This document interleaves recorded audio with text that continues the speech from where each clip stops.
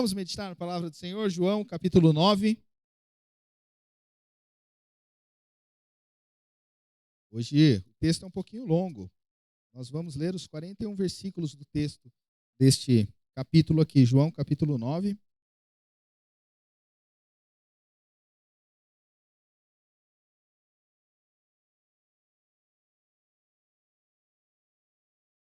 Diz assim a palavra do Senhor: Caminhando Jesus, viu um homem cego de nascença.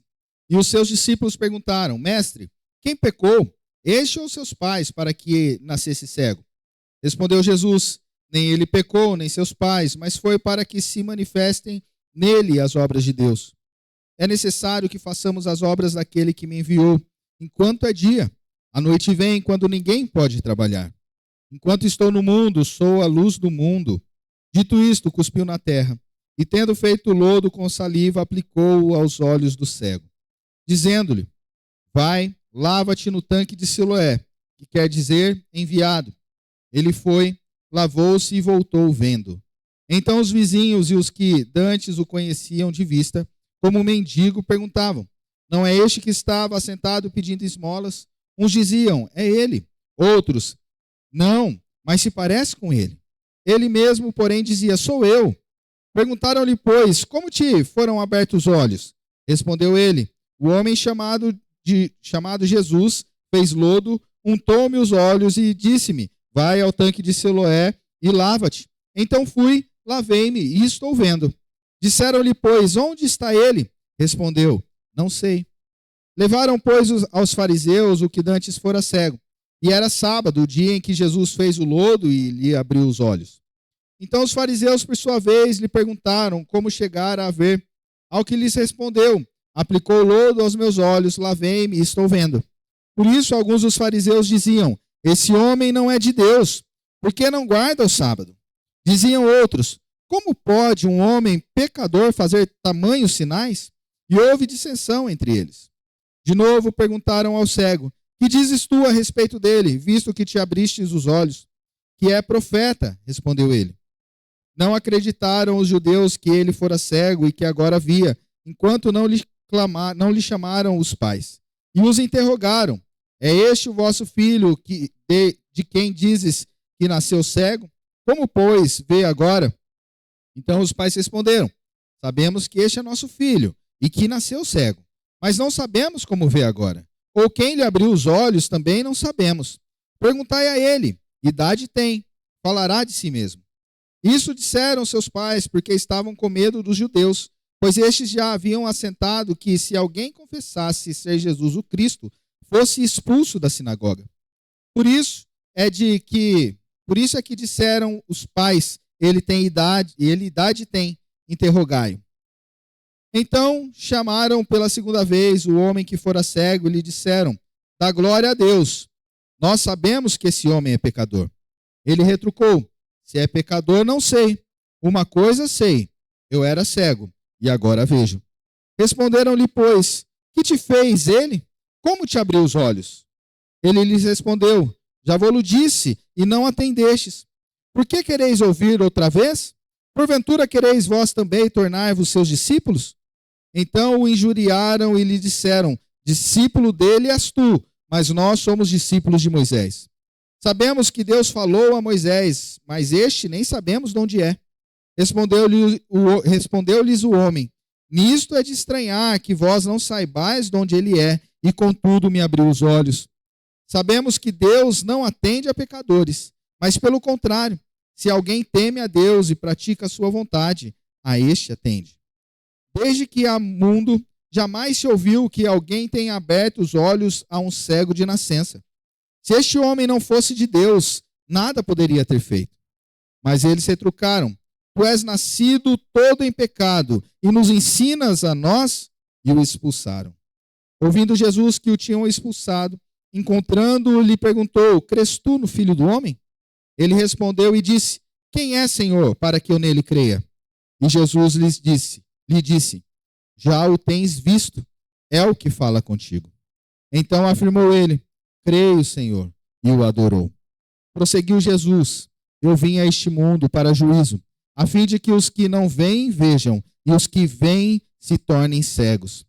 Alguns dentre os fariseus que estavam perto dele perguntaram-lhe: acaso também nós somos cegos?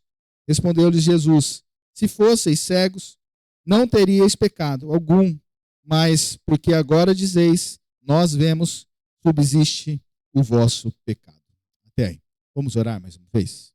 Senhor Deus, que maravilha que é, ó Deus, te cultuar. Que maravilha que é, Deus, experimentar da tua presença aqui. E, ó Deus, crendo que o Senhor está presente aqui, te pedimos e clamamos que o Senhor venha abrir o nosso coração e mente para entendermos a tua palavra. Fala diretamente ao nosso coração, ó Deus. Que o Senhor, Pai, venha a nos revelar mais uma vez a luz do mundo, Jesus Cristo. Obrigado, Senhor, em nome de Jesus. Amém.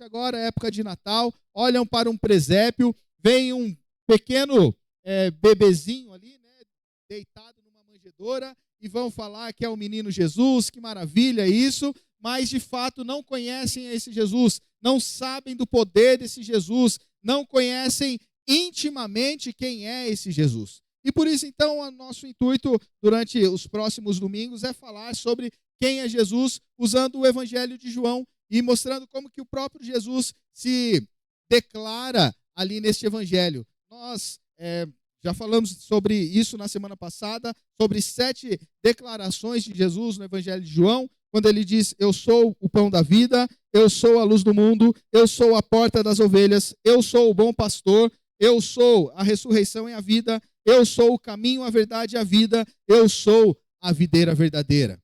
Na semana passada nós falamos sobre Jesus sendo o pão da vida.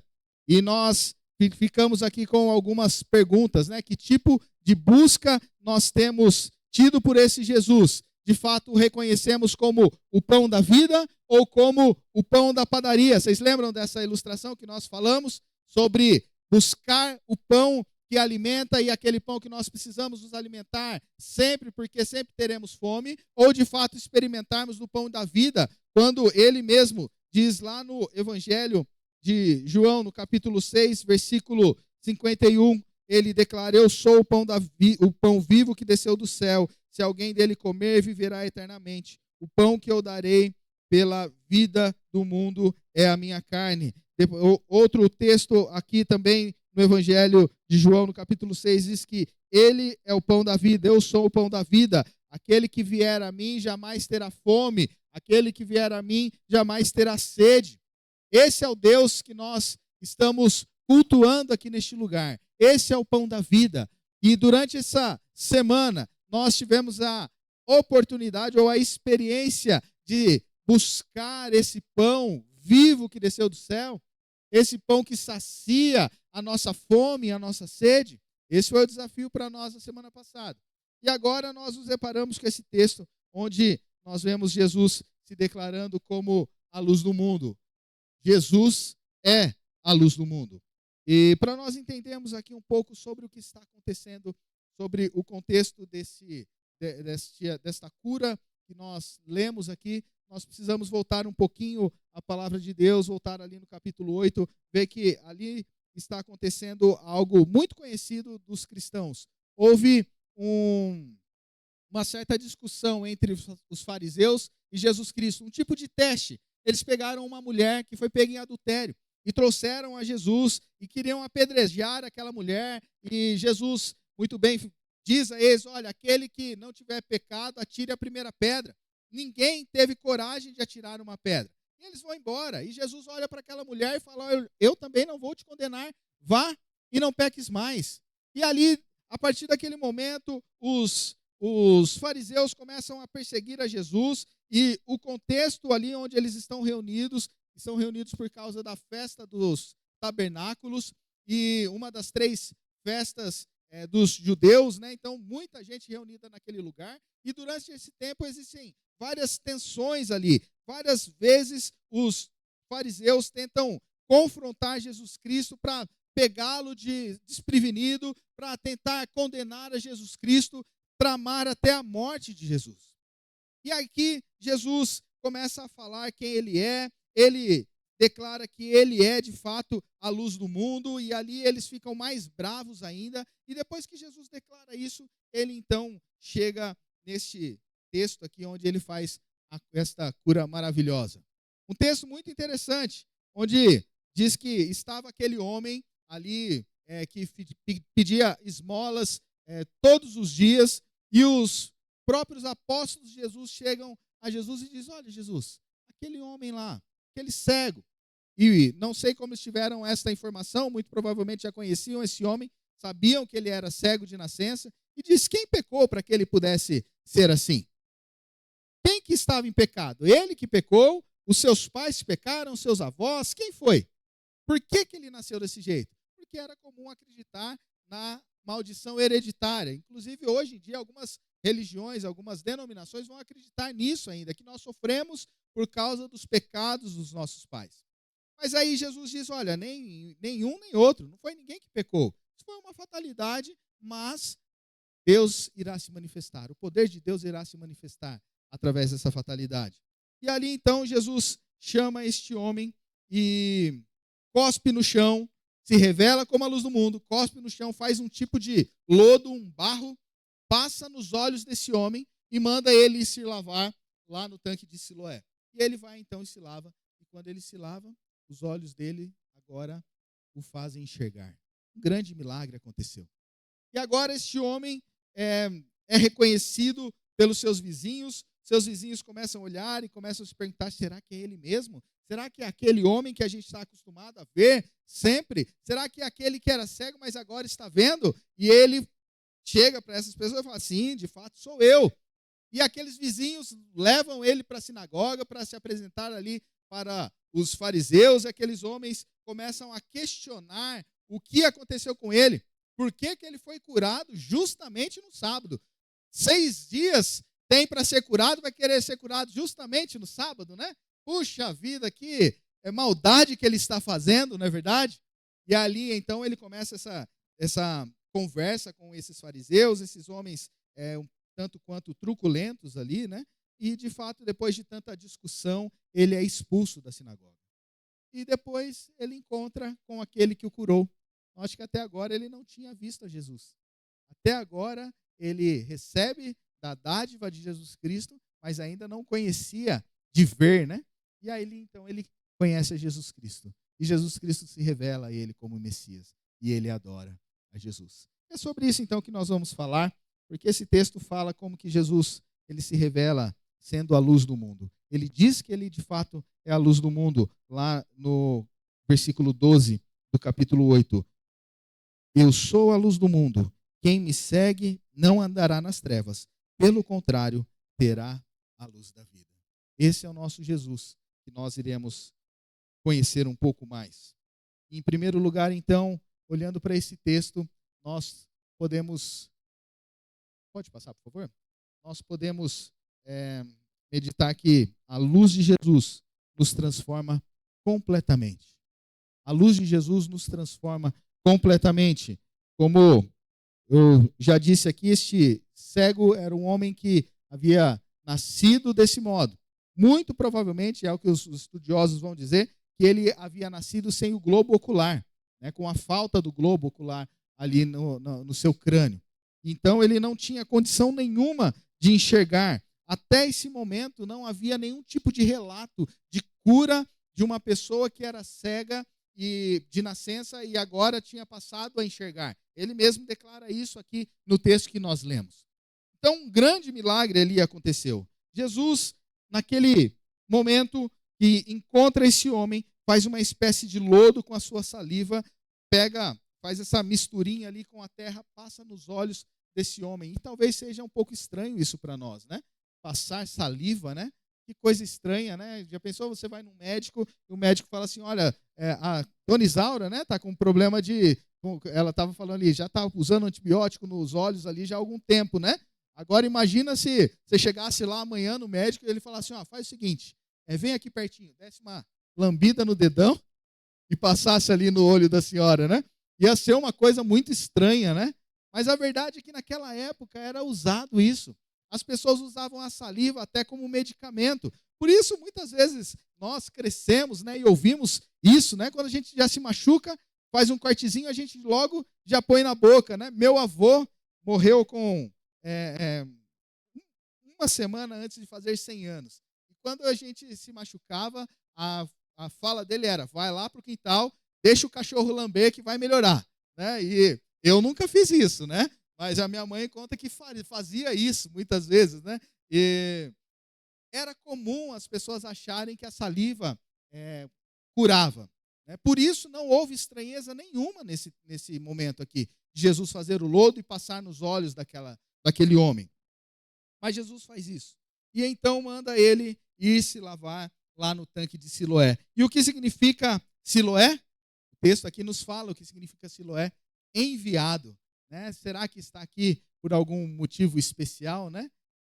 Nós vemos que esse homem saiu daquele lugar, foi até o tanque de Siloé, onde Jesus não estava, mas foi até o tanque enviado e lavou os seus olhos ali. E quando ele termina de tirar aquele lodo, aquele barro dos olhos, começa a enxergar. O globo ocular nasce dentro daquele crânio. Irmãos, que coisa maravilhosa, coisa espetacular ver isso acontecer. O homem que não tinha nada para poder enxergar, agora começa a enxergar. Aquele homem que nasceu e viveu uma boa parte da sua vida com as pessoas dizendo que ele não poderia fazer nada porque ele era cego. Agora aquele homem tem uma transformação. Aquele homem agora tem esperança de vida. Aquele homem que se lava no tanque de Siloé, agora começa a enxergar. Aquele homem que não conhecia a luz do mundo, agora começa a enxergar a luz no mundo. Ainda não conheceu de fato, não reconheceu de fato a luz do mundo, mas a luz no mundo ele está enxergando, depois de ter tido esse encontro com a luz do mundo. Que coisa maravilhosa, irmãos. Que demonstração maravilhosa do poder de Deus. Isso nos leva a perceber que quando nós temos um encontro com Jesus, a nossa vida não continua a mesma. A nossa vida, ela é transformada.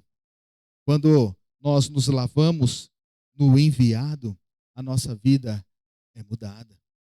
A ponto das pessoas olharem para nós e não mais nos reconhecemos, não mais ver quem nós éramos e achar que está tudo certo.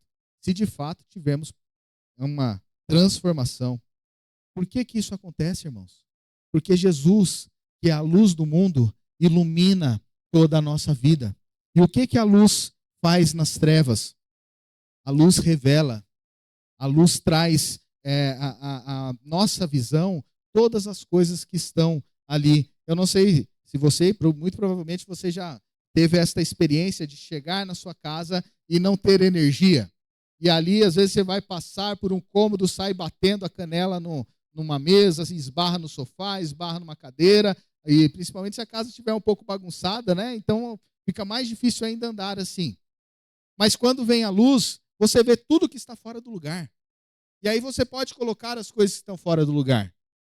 Quando você vai fazer a limpeza na sua casa, você não precisa de uma iluminação para poder varrer ali e ver onde está a sujeira dentro da casa. E assim que a luz de Jesus atua em nós, a luz do mundo revela a sujeira que existe dentro de nós, revela o pecado que existe no nosso coração. E Jesus Cristo, sendo a luz do mundo, então, vem a nos transformar cada vez mais, vem a nos nortear cada vez mais. A nossa conversão, ela vem acompanhada de arrependimento, porque nós olhamos para a nossa vida e vemos como nós somos falhos. Olhamos para a nossa vida e vemos como nós somos pecadores. Somos tão pecadores a ponto de chegarmos aqui no culto, no domingo de manhã, na escola dominical, termos um momento de contrição, ajoelhamos aqui, oramos, pedimos perdão a Deus, e à noite estamos de novo ajoelhados aqui pedindo perdão a Deus. Porque nesse pouco tempo de um culto ao outro, muito provavelmente nós pecamos. Quem de nós aqui já chegou no culto à noite, depois de ter vindo no culto da manhã, e ajoelhado no momento de contrição e ter feito a oração: Senhor, graças ao Senhor, porque até agora eu não pequei. Porque até agora eu estou aqui, ó, firme e forte. Somos tão pecadores, irmãos. Somos tão falhos. Mas a verdade também é que quando nós experimentamos dessa luz de Jesus Cristo e quando essa luz revela toda a sujeira que existe no nosso coração, nós não queremos continuar do mesmo modo que nós estamos. Quem gosta de ficar morando em uma casa suja? Quem gosta de sentar numa mesa para comer e ter que ficar ali no meio da poeira, no meio da terra que ajunta em cima da mesa? Ninguém quer isso. Você, quando vai comer um legume, você lava o legume, lava a fruta, porque você não quer experimentar nada de sujeira. Ninguém quer viver na sujeira, porque nós enxergamos essas coisas. E é assim que Jesus faz na nossa vida. A partir do momento que nós temos esse encontro real com essa luz do mundo, e que ela revela o pecado no nosso coração, é impossível nós continuarmos do mesmo modo que nós estávamos. Se nós estamos do mesmo modo que estávamos, tem coisa errada. Talvez a luz que você viu não é a luz de Deus. Não é a luz do mundo. Não é a luz que te impulsiona a buscar, a limpar este ambiente onde você está vivendo.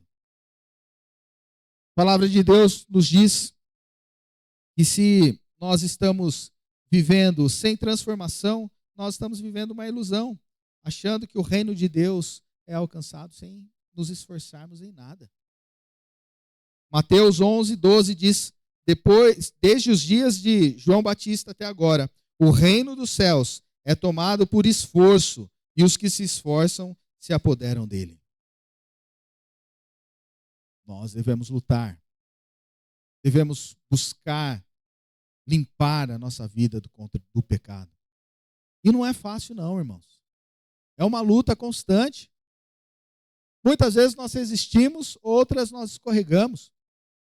E aí nós nos deparamos com o texto lá de Hebreus, capítulo 12, versículo 4, que diz: ora, na vossa luta contra o pecado ainda não tendes resistido até o sangue. Que tipo de luta nós temos travado contra o pecado? Que tipo de luz temos experimentado?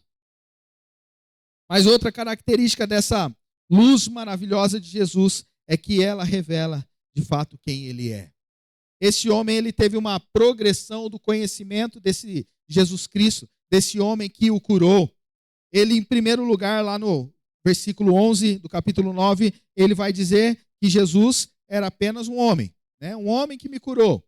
Depois, no versículo 17, ele já vai dizer que Jesus Cristo é um profeta, já mudou a situação. Depois, no versículo 27, ele admite que Jesus é um operador de milagres. No versículo 33, ele compreende que Jesus era um homem de Deus. No versículo 35, ele crê no Filho do Homem. E no versículo 38, ele se prostra diante desse Senhor. Ele adora esse homem Deus. Ele adora Jesus Cristo. Ele reconhece a Jesus Cristo como Senhor. Jesus Cristo, ele se revela de uma maneira progressiva na nossa vida, a cada dia. Cada dia mais nós damos um passo na fé. Nós vemos que tudo isso aconteceu num dia só, né, na vida deste homem. Ele teve esse encontro com Jesus, ainda não enxergando quem ele é, ao ponto de, no final daquele dia, ele já estar prostrado ali diante desse Jesus. A nossa vida também é assim, existe uma transformação imediata quando nós cremos em Jesus Cristo. Nós queremos abandonar a prática do pecado. Nós não queremos mais ser escravos do pecado. E durante esse tempo que nós estamos na presença do Senhor, que nós caminhamos com o Senhor, nós aprendemos cada vez mais dele, quando nós nos relacionamos com ele, quando nós lemos a palavra dele, nós evoluímos mais, quando nós nos dedicamos em oração, nós começamos a entender mais ainda quem é esse Pai amoroso, e quando nós estamos reunidos enquanto igreja, nós entendemos a grandiosidade do amor desse Deus, e cada dia mais é um passo a mais em espiritualidade, cada dia mais um passo mais em fé, cada dia mais um passo mais perto a ser parecido com esse Jesus Cristo. Que coisa maravilhosa, irmãos. É maravilhoso demais experimentar dessa luz do mundo. A luz que ilumina a nossa vida. E aí ficam algumas perguntas para nós, fazendo uma análise na nossa vida. Qual o efeito que a luz de Jesus tem em sua vida? Essa luz, de fato, tem sido uma luz intensa e tem te guiado, te norteado para fazer a vontade dele, para servir a ele, para buscar a santidade, para agradar a ele? Qual o efeito do encontro que você teve com esse Cristo? O que ele tem gerado no seu coração? Quais os frutos que a presença do Espírito Santo tem gerado em nós? As pessoas que estão ao seu redor conseguem perceber essa transformação na sua vida? Ou as pessoas têm olhado para você e tá, tudo bem, continua a mesma coisa. Não mudou nada de antes de quando tinha tido esse encontro com Cristo, de quando foi iluminado por essa luz do mundo. Pense sobre isso. Mas ainda em segundo lugar, passa aí, por favor. Em segundo lugar, a pior cegueira não é a cegueira física, e sim a cegueira do coração.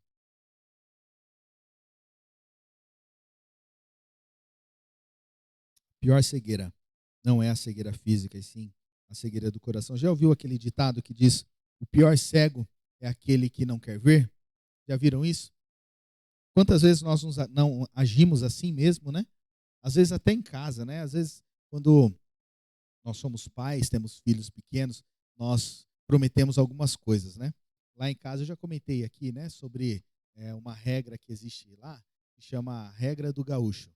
E é que tem que acordar, isso eu vi num programa super edificante que chama Troca de Esposas, na Record. E, e ali era uma família gaúcha e ali eles tinham uma regra, que a primeira coisa que o menino tinha que fazer é ir no banheiro, pentear o cabelo, não, tirar a remela e escovar os dentes. Eram essas três coisas que ele precisava fazer. E lá em casa, a gente tinha um grande problema, porque as crianças, elas, agora, né, elas ficam na parte da manhã ali, né, mais sozinhas, porque eu e a Camila vai trabalhar de manhã, né? E elas ficam lá em casa e chegávamos ali na hora do almoço e essas crianças não tinham feito nada disso. E aí depois começava a reclamar que estava com dor de dente e tudo mais, e eu ficava bravo com isso. E aí eu instituí a regra do gaúcho lá em casa. E aí eu fiz um cartaz, coloquei no banheiro para eles lembrarem daquilo e fiz o desenho de uma cinta. Que se eles, que se eles não cumprissem aquela regra, a cinta ia ter que entrar em ação. E graças a Deus tem funcionado muito bem essa regra. Mudou as coisas em casa. Só que 2 vezes aconteceu eu ter que fazer isso. Eu ter que cumprir o que foi combinado. Eu cheguei e uma das crianças não tinha feito aquilo. E é interessante, né?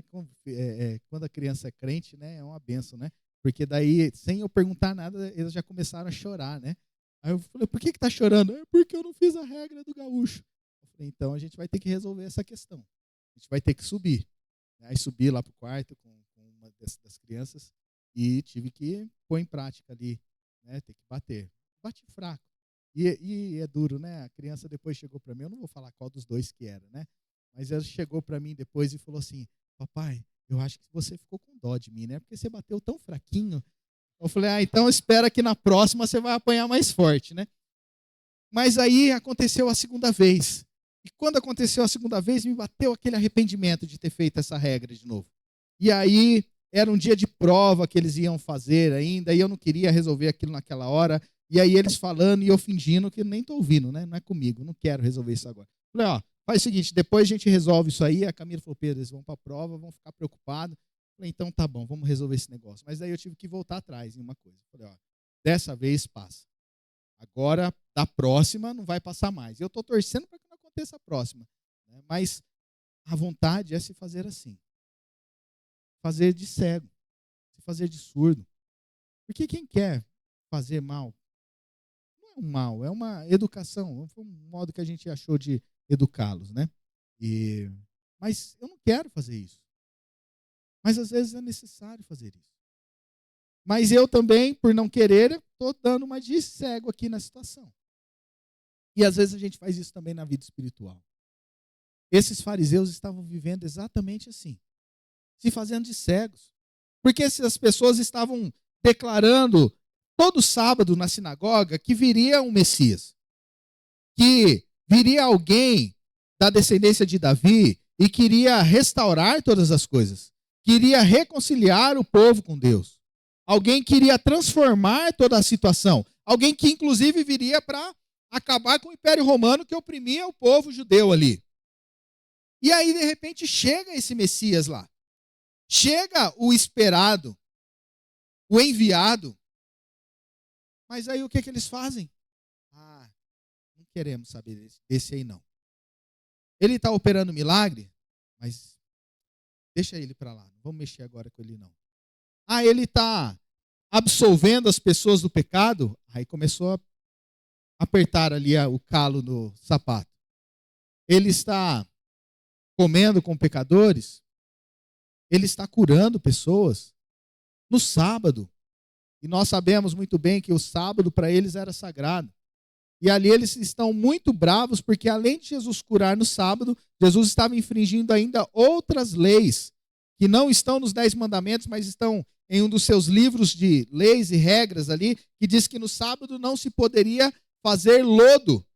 Olha que coisa, né? Porque isso iria contra a adoração a Deus. Então, no sábado, eles não poderiam fazer isso. E também não poderia nem curar alguém no sábado. Então, Jesus aqui está infringindo 3 regras. E eles estão muito bravos com isso. Ao invés de olhar alguém que teve o poder de curar um cego de nascença. Um homem que ninguém nunca teve um relato de uma cura desse modo. Que eles entendiam que somente um Deus poderia fazer isso, curar alguém de uma cegueira de nascença. E agora está Jesus ali diante deles. E diante de Jesus ali existe 2 hipóteses. Ou ele é um charlatão e combinou com esse homem, e esse homem viveu, os estudiosos vão dizer que esse homem muito provavelmente tinha em torno aí de 40 a 45 anos de idade. Então Jesus Cristo teria que ter combinado com esse homem, antes ainda de Jesus ter nascido, né? Porque Jesus era mais novo que esse homem, para que ele fingisse uma cegueira, para quando chegasse nessa idade, então, se mostrar como alguém que foi curado. Ou reconhecer de fato que Jesus Cristo é o Filho de Deus. E qual que é a hipótese mais provável para aquelas pessoas que estão cegas? De que Jesus é um charlatão. De que Jesus é um pecador. A ponto deles dizerem, olha, o que aconteceu aí não tem como negar. Então dá glória a Deus, porque esse Jesus aí é pecador. Que coisa mais triste, irmãos. Religiosos que pregavam sobre a vinda desse Messias, que esperavam esse Messias, agora não querem reconhecer esse Messias. Olhando para o nosso tempo, para a nossa humanidade, nós vemos como muitas pessoas estão cegas diante das verdades reveladas do Evangelho. Quantas pessoas estão com seus olhos fechados e não querem reconhecer a esse Jesus como Senhor e Salvador? E já ouviram falar tanto desse Jesus, já tiveram experiência dentro da família de Deus operando milagres ali, e mesmo assim estão dizendo não a esse Jesus. Pessoas que se fazem cegas. Certa vez eu vi uma pessoa falando que ele frequentou várias e várias igrejas e que em todas essas igrejas ele não encontrou o Jesus que ele conhecia. E que inclusive esse Jesus que ele conhecia também não é revelado na Bíblia. E por isso então ele resolveu que todas as religiões estão erradas e ele está certo. E ele agora então busca a Jesus do modo dele, vivendo a vida em seu próprio favor, vivendo a vida nos seus prazeres. Queridos, quantos estão vivendo achando que conhecem a Jesus, mas conhecem um Jesus que foi formado dentro do próprio coração humano, que não conhecem o Jesus verdadeiro, que a luz do mundo está brilhando na frente deles, eles estão com os olhos fechados, uma venda ainda e uns óculos escuros para não enxergar nada. Pessoas que vão achar que o Jesus que deve ser seguido é um Jesus que não vai me apontar o dedo em nada, que não vai exigir nada de mim. E toda essa ideia nasce dentro de um coração pecaminoso. E Jeremias fala sobre isso, capítulo 17, versículo 9. Enganoso é o coração mais do que todas as coisas, e desesperadamente corrupto. Quem o conhecerá? Que tipo de Jesus nós temos buscado, irmãos? Que tipo de Jesus nós temos conhecido?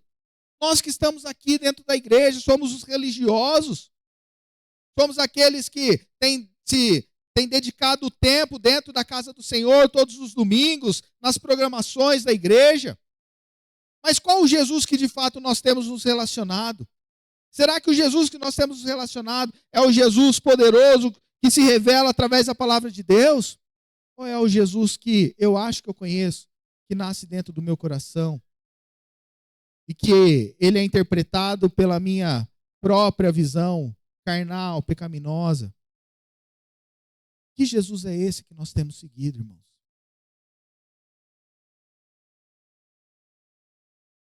João 8,12, novamente, eu sou a luz do mundo. Quem me segue não andará nas trevas.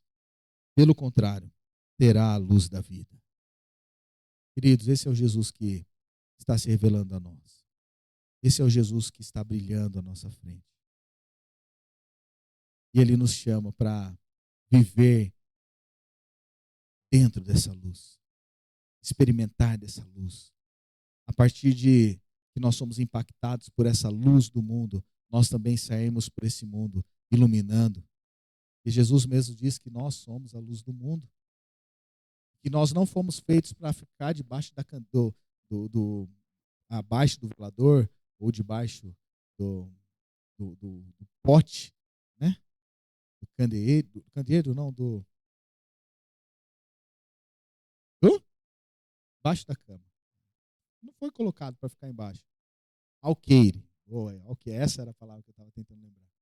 Alqueire, que é um pote, né? Um pote de medida, né? A gente não foi feito para ficar debaixo disso. A gente foi feito para brilhar. E não brilhar a nossa própria luz, mas brilhar a luz desse Jesus Cristo que impacta a nossa vida. Hoje, nós somos chamados e desafiados para deixar todos os nossos conceitos que não são bíblicos, os conceitos que nasceram no nosso coração, os conceitos que vêm a dizer, olha, tudo é relativo nesse mundo. Não se preocupa não, vai vivendo a sua vida aí e se deleite nos seus prazeres. Jesus Cristo é tão bom, Deus é tão bom, você acha que ele vai te mandar para o inferno? Ele vai salvar todo mundo. Não é isso que as pessoas dizem? Outros vão dizer, olha, a gente teve ainda, essa semana o Curi comentou conosco sobre isso, de um amigo que diz o inferno é aqui. Né? Não existe inferno não, o inferno é que a gente vive aqui. Queridos, não se iluda com isso. Não é isso que a palavra de Deus nos diz. Por isso, busque esse Deus, busque conhecer a esse Jesus que se revela através da palavra dele. Salmo 119, 105, lâmpada para os meus pés, a tua palavra, e luz para o meu caminho. Irmãos, como nós queremos conhecer e professar a Deus se nós não buscamos conhecê-lo da maneira que ele se revela a nós, que é através da palavra dele? Jesus está te chamando hoje para transformar a sua vida. Eu não sei o que você veio fazer aqui hoje. E o meu desejo é que você tenha vindo de fato adorar a esse Deus em espírito e em verdade, como nós lemos lá em João 4, no começo do culto. Mas talvez você tenha entrado aqui hoje e não esteja enxergando essa luz. Talvez nos seus olhos ainda existam escamas que têm feito com que você não reconheça esse Jesus. Mas hoje é dia de transformação. Esse Jesus está se revelando a cada um de nós nessa noite. Esse Jesus está dizendo, eu sou a luz do mundo. Eu vim para iluminar. Eu não sou das trevas. A luz espanta as trevas. E Jesus Cristo quer iluminar a sua vida.